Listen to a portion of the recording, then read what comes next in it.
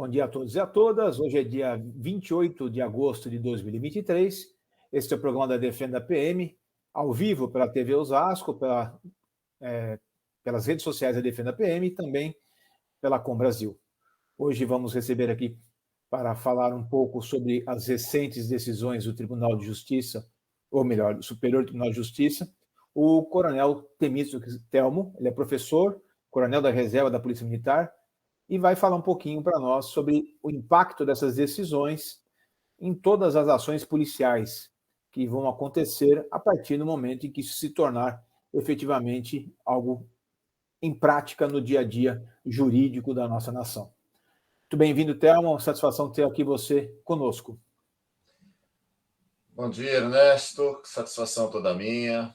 Bom dia aos nossos telespectadores da Defenda PM, aos nossos ouvintes. Eu disse, é sempre bom voltar aqui à TV Osasco, à Defenda PM, com temas que nos são caros no dia a dia, e este tema tem sido realmente matéria de grande preocupação para nós que estudamos o direito, para nós que somos policiais militares. Semana passada participei de um evento, um simpósio do Ministério Público de São Paulo, em cooperação com a PM de São Paulo, com a Polícia Civil, com a Magistratura de São Paulo, e vimos já com bastante alegria que esse tema tem sido também uma preocupação de autoridades constituídas e não só da Polícia Militar. Conversei a semana passada também com o nosso corregedor da Polícia Militar, Coronel Cimeira, a preocupação do Coronel Cássio, nosso comandante-geral, Coronel Freixo, subcomandante, porque nós já temos, no mínimo, 2 solicitações aí do STJ, em especial ao Tribunal de Justiça de São Paulo e, por consequência, ao Ministério Público, para que se apure crime de abuso de autoridade por parte de policial militar que tem efetuado prisões em decorrência da atitude suspeita, e a gente tem condições de explicar um pouco mais aí no programa, até a dificuldade que o STJ tem de desenvolver a tese, buscando critérios objetivos para uma ação dinâmica do policial e apurar responsabilidade, né? Então, agradeço a oportunidade de que a gente possa explicar do ponto de vista jurídico,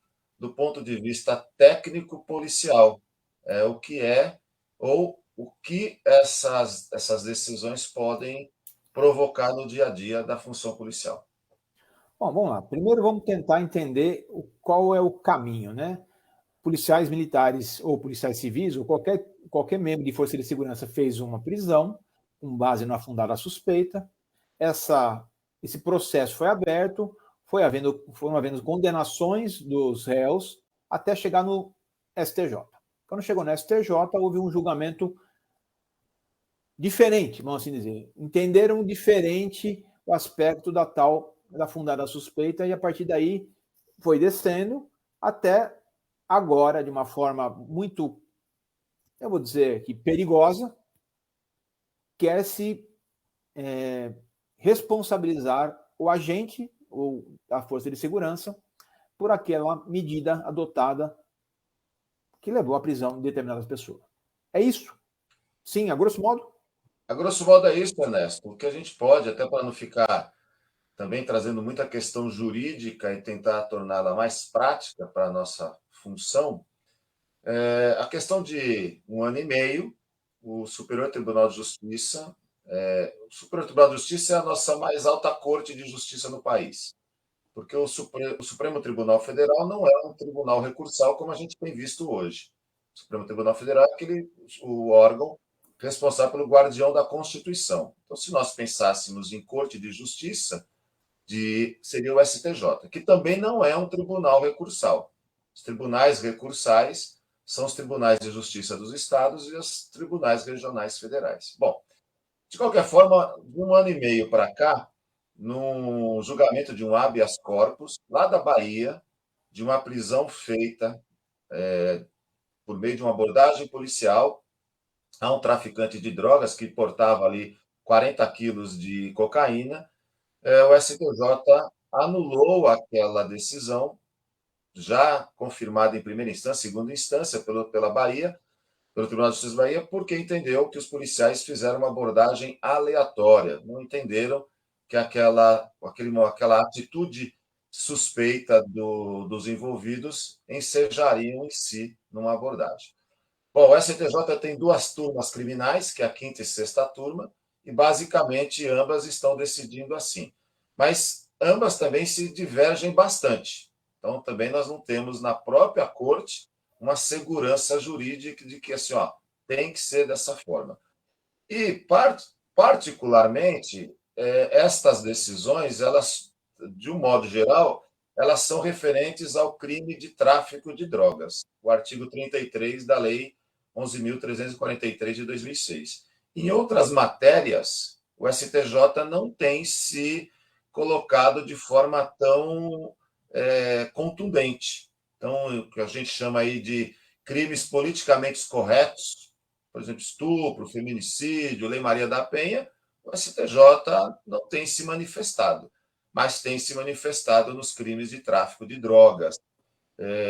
Todas as decisões, eu selecionei a semana passada pelo menos 10 decisões que dizem respeito ao tráfico de drogas. Isso é um problema, porque o tráfico de drogas, como nós sabemos, doutrinariamente, no Código Penal e na lei especial, é um crime permanente. Ou seja, enquanto existe a traficância, está ocorrendo o crime. Portanto, existe a flagrância delitiva. Então, a qualquer momento em que a pessoa está de posse da substância entorpecente, é crime. E o policial militar, como nós sabemos, está na sua atividade rotineira, ele, dentro da sua experiência, que é o que nós chamamos aí do nosso tirocínio policial, mas eu ainda vou a mais, dentro da sua legalidade, do exercício legítimo da função de polícia, dentre eles o princípio do poder de polícia, ele faz a abordagem. O policial militar não tem como escolher, nós não escolhemos pessoas para abordar. Por isso que o próprio STJ faz uma confusão. E aqui não é crítica só às decisões, mas sim a questão técnica. Não existe atitude suspeita. Existe fundada suspeita. Porque quando eu falo atitude suspeita, eu estou individualizando pessoas. E a PM não individualiza pessoas. Nós vamos num conjunto de situações. Eu estou patrulhando, estou ali com o cartão de prioridade de policiamento ou não, dentro da minha função, e deparo com a situação que me chama a atenção. E vou, no exercício legítimo, fazer a abordagem. E essa abordagem pode, eventualmente, se resultar em apreensão de coisas. Não necessariamente a abordagem ela vai ser para busca e apreensão.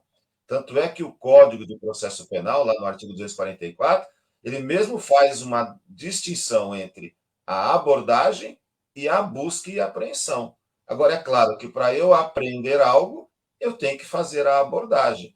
E a abordagem policial, ela é um exercício legítimo da força de segurança, previsto até lá na Constituição, no artigo 144, ou seja, a Polícia Militar é a única detentora exclusiva da abordagem policial, que por meio da abordagem nós sabemos, nós tiramos de circulação uma arma de fogo, que pode resultar num roubo, no latrocínio, no homicídio, tiramos drogas, substância entorpecente, que podem viciar dezenas e centenas de pessoas, apreender produtos de crime, mas não necessariamente a abordagem ela se destina a fazer aí uma apreensão de coisas. Tá bom, eu vou pegar um gancho seu. Eu sou um estudioso, vamos assim dizer, da neurociência.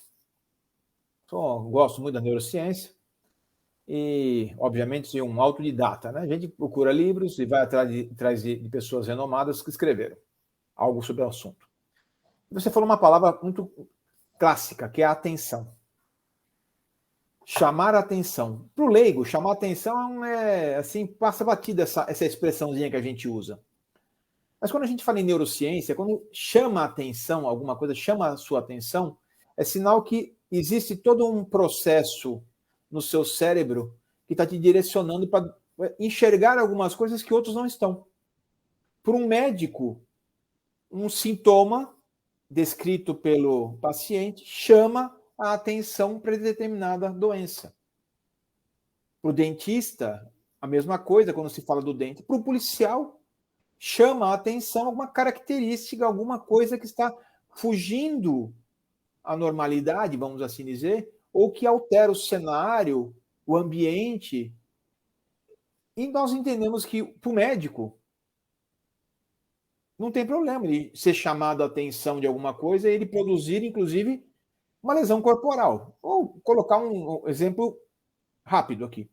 Uma pessoa chega no pronto-socorro com uma dor e o médico é chamado a atenção por essa dor, por esse sintoma, e resolve fazer uma cirurgia. E muitas vezes aquela ideia inicial que aquele médico tinha sobre o problema que aquele paciente apresentava não se revela ao final, quando a cirurgia é feita.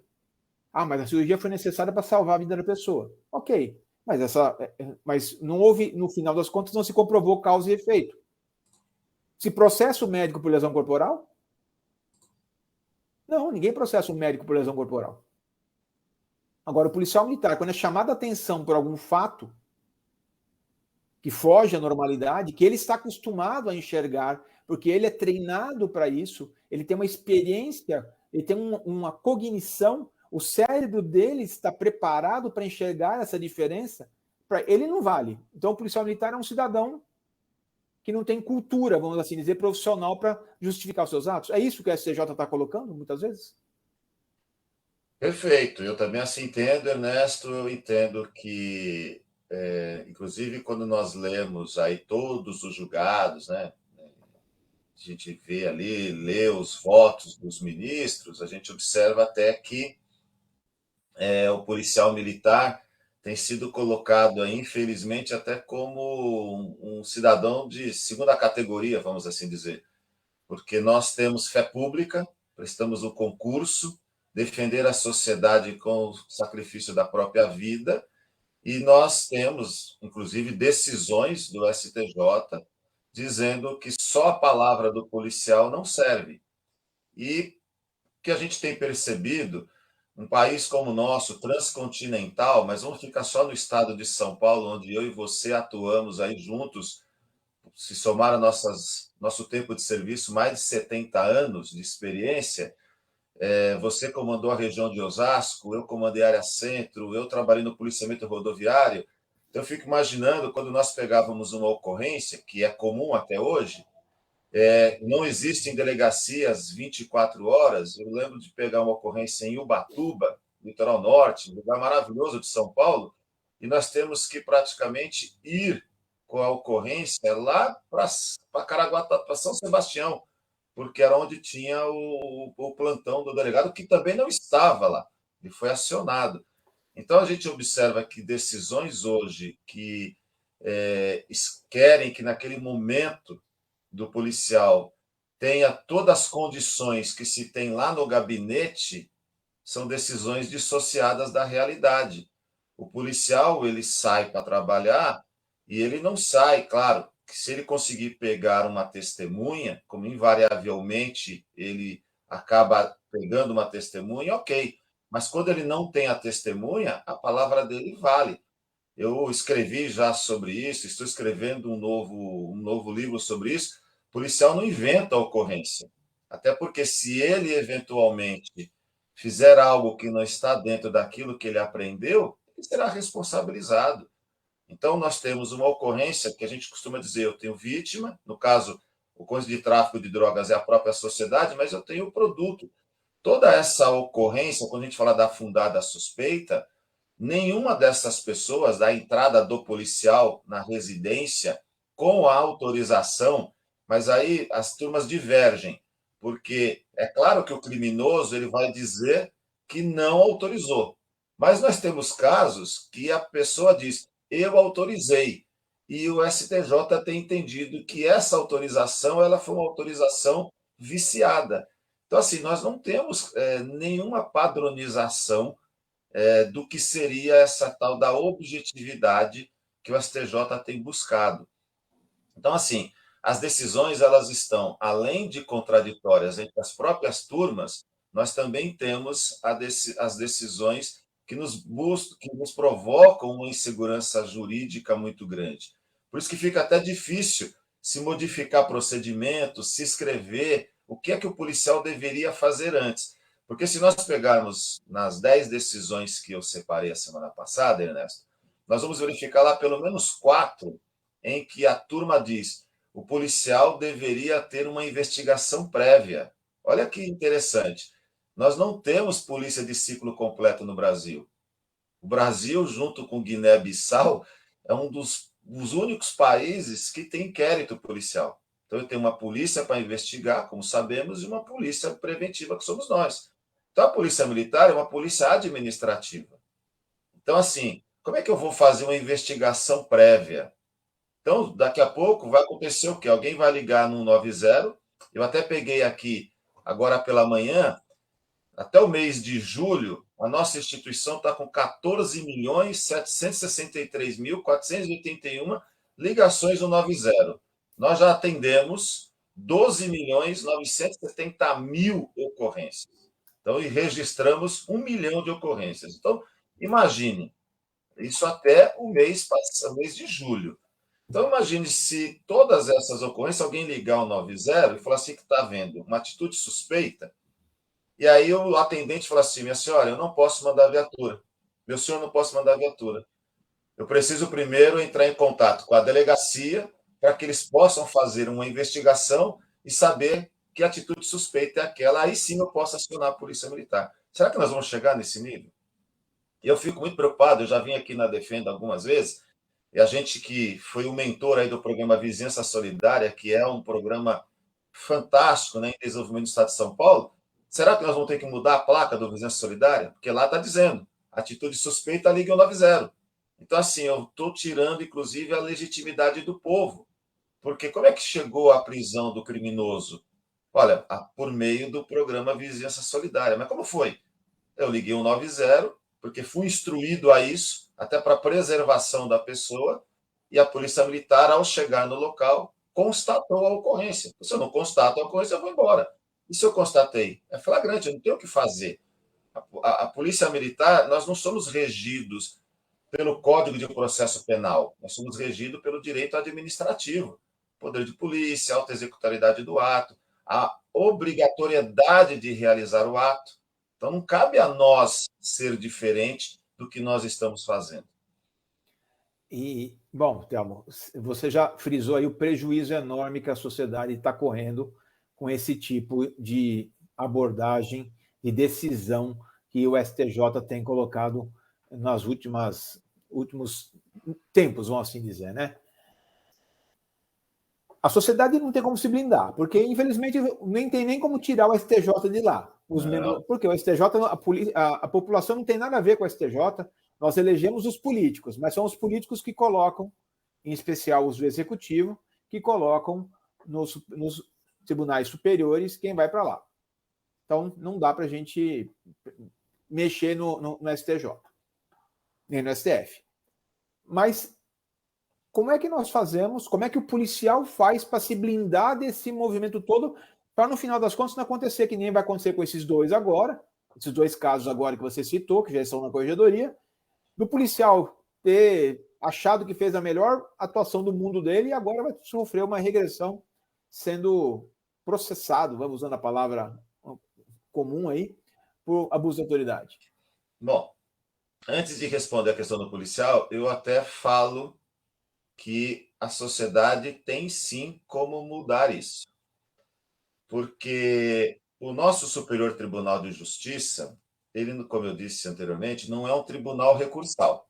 Quem quiser depois dar uma olhada lá no artigo 105 da Constituição Federal, que fala da competência do STJ, o STJ ele tem a competência de julgar, entre outras questões que não são originárias, ele tem competência de julgar o recurso especial.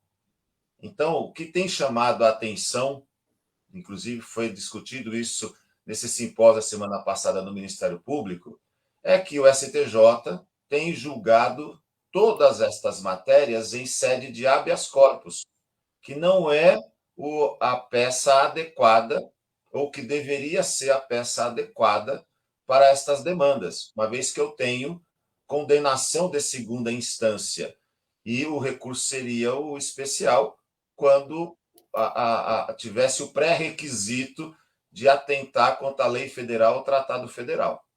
Agora, é claro que o advogado, o defensor, utiliza das brechas da lei. Como tem lá a brecha da lei que o STJ pode julgar habeas corpus oriundo de instância inferior, tem se utilizado desse formato. Então, eu vejo que a sociedade pode, inclusive, cobrar os nossos, no caso de São Paulo, os nossos 3 senadores que representam o Estado de São Paulo, que não se pronunciaram sobre essa demanda, que são responsáveis pelo Estado de São Paulo, os nossos deputados federais, para que haja uma mudança da Constituição. Isso não é cláusula pétrea. Não se pode julgar em sede de habeas corpus. Para a gente não ter essas decisões esdrúxulas, como tivemos a semana passada. Dia 7 de junho, a quinta turma do STJ, o habeas corpus ele foi distribuído, tem 48 horas para julgar. O relator julgou e colocou em liberdade o traficante condenado a 10 anos, conhecido como Batata. Ele tinha sido condenado em primeira instância em São Paulo, foi mantida a condenação em segunda instância pelo Tribunal de Justiça, e, em liminar, o ministro concedeu uma liminar para colocá-lo em liberdade. Um ministro. Um ministro, porque é habeas corpus, entendeu? Então, ele chega ao habeas corpus, como tem celeridade de julgamento, aí distribui para o relator. E o ministro colocou em liberdade, em caráter liminar. A semana passada, na terça-feira, aí assim, vai julgar o mérito. Aí a turma inteira se reúne. A turma caça essa liminar. E agora estão à busca do Batata, que é o traficante que está solto. É mais ou menos assim, né, Thelma? Desculpa te cortar, mas um juiz falou o seguinte: eu acho que tem que liberar. Aí Exatamente. reuniu todo mundo e falou assim: não, você está errado, meu, não tem que liberar. Você é louco, Exatamente. maluco, bateu a cabeça, não pode Exatamente. liberar. Só que o louco, o maluco que bateu a cabeça já liberou, é isso? Exatamente. Por isso que a gente diz, se fosse recurso especial, e deveria ser o recurso especial, até porque não tem urgência. Não, mas o camarada estava preso, não.